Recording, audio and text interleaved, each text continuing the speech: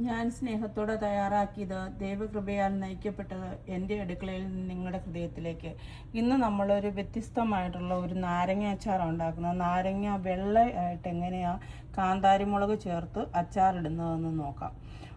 ഒരു വ്യത്യസ്തമായിട്ടുള്ള, സാധാരണ നമ്മൾ ചുമന്ന അച്ചാറൊക്കെ അല്ലേ ഇടുന്നത്, ഇത് അതിലും വ്യത്യസ്തമായിട്ട് വെള്ളയായിട്ട് എങ്ങനെയാണ് നാരങ്ങ അച്ചാർ ഉണ്ടാക്കുന്നത്. ഇത് ഉണ്ടാക്കി വെച്ചാൽ കുറേ നാളിരിക്കും കേട്ടോ. ഒരു വൃത്തിയായി ഞാൻ ഈ പറയുന്ന പോലെ തന്നെ ഉണ്ടാക്കുവാണെങ്കിൽ അധികം നാളിരിക്കും. ഒരു 2-3 വർഷം ഇരിക്കും. ഒരിക്കലും കേടായി പോകത്തില്ല കേട്ടോ. അപ്പോൾ നമുക്ക് എങ്ങനെയാണ് പെട്ടെന്ന് ഈ നാരങ്ങ അച്ചാർ ഉണ്ടാക്കുന്നതെന്ന് നോക്കാം. അച്ചാറിന് വേണ്ടിയിട്ട് നമ്മൾ നല്ലെണ്ണയാണ് ഒഴിച്ചു കൊടുത്തിരിക്കുന്നത്. എണ്ണ ചൂടായി വന്നപ്പോൾ ഞാൻ അതിലേക്ക് കടുക് ചേർത്ത് കൊടുത്തിട്ടുണ്ട്. ഇനി കടുക് ഒന്ന് പൊട്ടി വരുമ്പോഴേക്കും നമുക്കതിലേക്ക് ആവശ്യത്തിനുള്ള ഉലുവ ചേർത്ത് കൊടുക്കാം കേട്ടോ.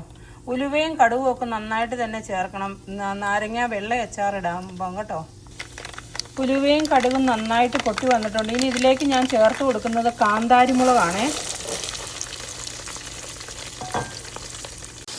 പിന്നെ ഞാൻ ഇതിലേക്ക് കുറച്ച് കരിയാപ്പില കൂടി ചേർത്ത് കൊടുത്തിട്ടുണ്ട് കേട്ടോ. കരിയാപ്പിലയൊക്കെ നന്നായിട്ട് മൂക്കണം കേട്ടോ.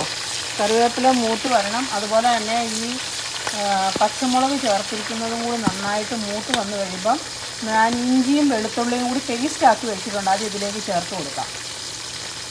അപ്പം നമ്മുടെ കാന്താരിയും കരിയാപ്പിലയും നന്നായിട്ട് മൂത്ത് വന്നിട്ടുണ്ട്. നമുക്കിതിലേക്ക് അരച്ച് വെച്ചിരിക്കുന്ന ഇഞ്ചിയും വെളുത്തുള്ളിയും കൂടി ചേർത്ത് കൊടുക്കാം കേട്ടോ. അപ്പോൾ ഇഞ്ചിയും വെളുത്തുള്ളിയും ചേർത്ത് കൊടുത്തിട്ടുണ്ട്. ഇത് നന്നായിട്ടൊന്ന് നമുക്ക് മൂപ്പിച്ചെടുക്കണേ. അപ്പം നല്ലപോലെ ആവശ്യത്തിന് മുളകും ഇഞ്ചിയും വെളുത്തുള്ളിയും കരിയാപ്പിലയും ഒക്കെ മൂത്ത് വന്നിട്ടുണ്ട്. ഇനി നമുക്കിതിലേക്ക് ആവശ്യത്തിന് മഞ്ഞൾപ്പൊടി ചേർത്ത് കൊടുക്കാം കേട്ടോ. മഞ്ഞൾപ്പൊടിയൊക്കെ ചേർത്ത് നന്നായിട്ട് മൂത്ത് വന്നിട്ടുണ്ട്. ഇനി നമ്മൾ 1 മാസമായിട്ട് ഉപ്പിലിട്ട് വെച്ചിരിക്കുന്ന നാരങ്ങയാണ് ഇതിലേക്ക് ചേർത്ത് കൊടുക്കുന്നത് കേട്ടോ. 1 മാസമായിട്ട് ഉപ്പിലിട്ട് വെച്ചിരിക്കുന്നതാണ്. ഉപ്പും വിനാഗിരിയും കൂടി ചേർത്ത് ഇട്ട് വെച്ചിരിക്കുന്ന നാരങ്ങ ഇത്. നാരങ്ങ ചേർത്ത് കൊടുത്ത് നന്നായിട്ട് മിക്സ് ചെയ്തിട്ടുണ്ട്. ഇനി ഉണ്ടല്ലോ ഇതിലേക്ക് ഉപ്പുണ്ടോ എന്ന് ഇപ്പം നോക്കണം കേട്ടോ. ഉപ്പില്ലെങ്കിൽ കുറച്ച് ഉപ്പ് കൂടി ചേർത്ത് കൊടുക്കണം. വിനാഗിരി ചേർത്ത് വെച്ചതാണ്. വിനാഗിരിയുടെ ആവശ്യമുണ്ടോ എന്ന് തോന്നുന്നില്ല. ഇച്ചിരി ഉപ്പിൻ്റെ കുറവുണ്ട്. ഞാൻ കുറച്ച് ഉപ്പും കൂടി ചേർത്ത് കൊടുക്കട്ടെ കേട്ടോ.